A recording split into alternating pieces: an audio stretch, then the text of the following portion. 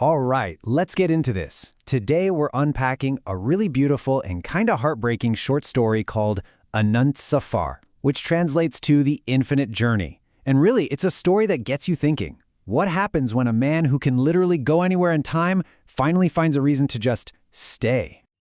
And this is where it all starts, with this incredibly powerful but also very lonely statement. Our narrator isn't just some guy, he's an eternal wanderer.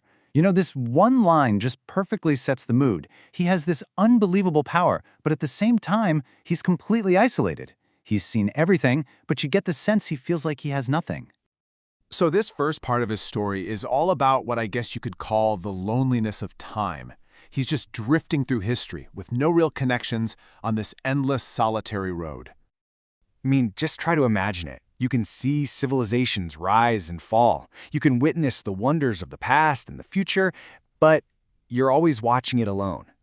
The story makes it so clear that without someone to turn to and say, "Wow, did you see that?" All that wonder just feels empty, hollow. This right here, this captures the entire shift we're about to see. His whole reason for traveling, which used to be this grand idea of seeing the past and future, is about to get so much smaller and yet so much bigger. He's about to find the new purpose, just to see the sparkle in someone's eyes. And it all happens because of one person. And here she is, the person who just changes everything for him. Her name is Muskan, which literally means smile in Hindi. And you'll see pretty quickly it's the perfect name for her. Their meeting isn't some big, epic event. It's simple. One evening, he just runs into her. The story describes her as having this real innocence in her eyes and a smile that's just so genuine. And for a man who's seen all these huge historical moments, it's this simple, human connection that finally breaks through his loneliness.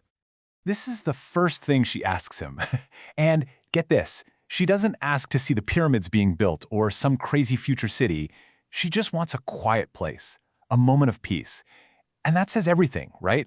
For her, it's not about the spectacle of his power. It's about finding a little bit of peace and connection, and he's the only one who can literally take her there. And well, that one simple request is the start of it all. This is where his lonely journey completely transforms into this incredible love story, a dastan. And their travels together, they go everywhere. He takes her to a quiet village from 100 years ago. You can almost hear the ox carts and smell the earth. They visit a beautiful, fragrant garden in the present day. He even shows her a world untouched by man, a primeval forest from thousands of years ago. With every single trip, from the deep past to a future Paris lit up by the Eiffel Tower, their bond just gets stronger and stronger, almost like it's being woven right into time itself. This is it. This is the moment it all clicks for him. They're in this beautiful garden, and she asks him if all his journeys are this lovely. And his answer? It's just so profound. He says it's not the place, it's her presence that's beautiful. For the first time, the location doesn't matter. She does. And right there, his entire life gets a new meaning.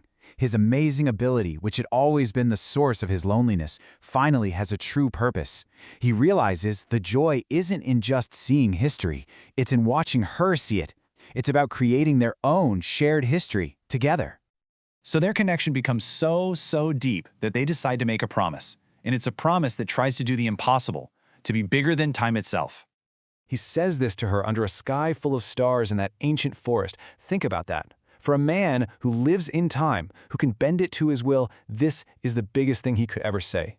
He's promising something that's even bigger than his own power, putting their love above everything else. Wow. And her response is just as powerful. She understands the risk, right? That time, the very thing that let them meet, could also be what separates them. But she makes her own promise back, that her love will be a force, something that can travel through time to find him, just like he travels. Their bond is now truly timeless. And that brings us to the end of their story together, where the whole idea of his infinite journey is completely redefined. It's not about the places he goes anymore, but about who and what he carries with him. Their last trip we hear about is to Paris, and as she's looking at the Eiffel Tower all lit up, she gives their story a name, The Infinite Journey. It's just perfect, isn't it? It captures both his never-ending life and the eternal love they found. By naming it, she makes their story immortal. So he keeps traveling through time, of course, but he's not alone anymore. He's become this living vessel for their memories. Her laugh, the things she said, their promises, they're his companions now, and they fill up all those centuries that once felt so empty. So the story leaves us on this beautiful final thought. Time cannot bind us because our bond is infinite. It's just this amazing reflection on how a real connection, how love, can create its own kind of eternity. In the end, maybe the real infinite journey isn't the one that spans thousands of years, but the one you share with someone who makes a single moment feel like it could last forever.